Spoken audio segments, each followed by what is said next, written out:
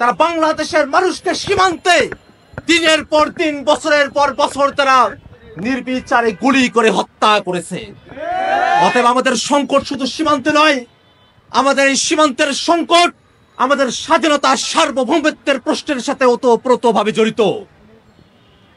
আমরা ভারতকে খুব স্পষ্ট করে বলে দিতে চাই, বাংলাদেশের মানুষ দিল্লির আধিপত্যবাদের বিরুদ্ধে সব থেকে শক্তিশালী স্লোগানটিকে আত্মস্থ করে নিয়েছে। এই বাংলাদেশে ওই দিল্লির শিবদাস আর কোন সরকার ক্ষমতায় আসতে পারবে না।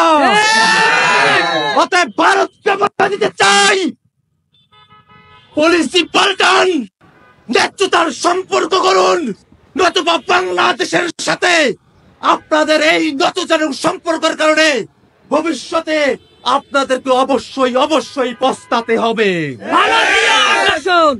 বন্ধুগণ আমার, আমরা আমাদের বোন ফেলানি আমরা দেখেছি আজ থেকে 14 বছর আগে 14 বছরের শিশু ফেলানিকে গুলি করে হত্যা করে কাঁটা তারে ঝুলিয়ে রাখা হয়েছিল।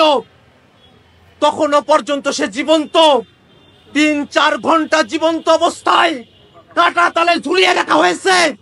বাংলাদেশের মানুষের প্রতি যদি ভারতীয় বিএসএফ এর, ভারতীয় রাজনীতিকদের, ভারতীয় ডিপ স্টেটের ন্যূনতম কোন শ্রদ্ধাবোধ থাকতো, তাহলে অন্তত গুলি করার পরে হলেও এই মানুষটাকে, এই ফেলানি শিশুকে তারা চিকিৎসার ব্যবস্থা করত।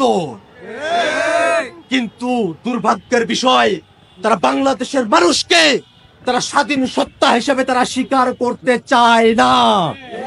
এই কারণেই তো বাংলাদেশের মানুষ স্লোগান দিয়েছে, দিল্লি না ঢাকা, দিল্লি না ঢাকা, দিল্লি না ঢাকা।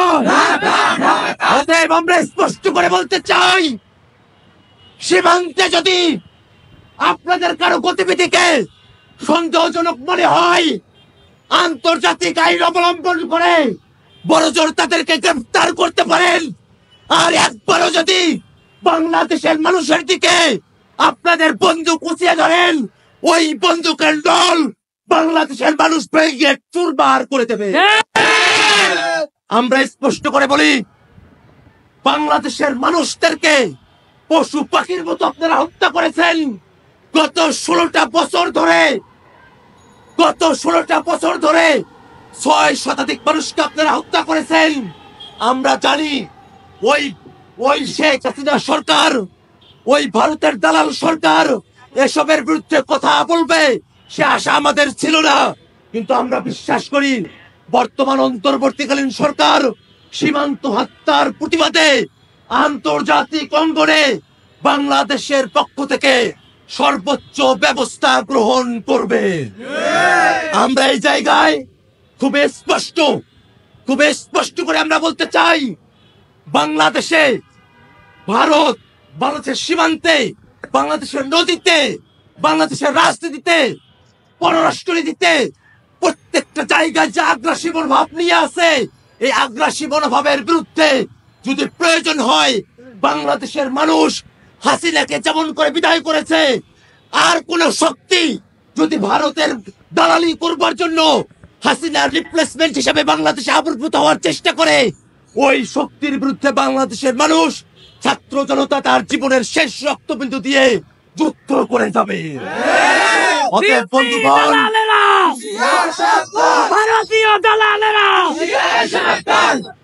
বন্ধুগণ, আমরা খুব স্পষ্ট করে বলতে চাই, বাংলাদেশের সাথে ভারতের যতগুলো চুক্তি হয়েছে, কোন চুক্তিতেই বাংলাদেশের স্বার্থ রক্ষিত হয় নাই। অতএব আজকের এই সমাবেশ থেকে আমরা দাবি জানাতে চাই, বিভিন্ন সময়ে, বিগত সময়গুলোতে ফেলানি সহ সীমান্তে যাদেরকে হত্যা করা হয়েছে, প্রত্যেকটা হত্যার বিচার করতে হবে।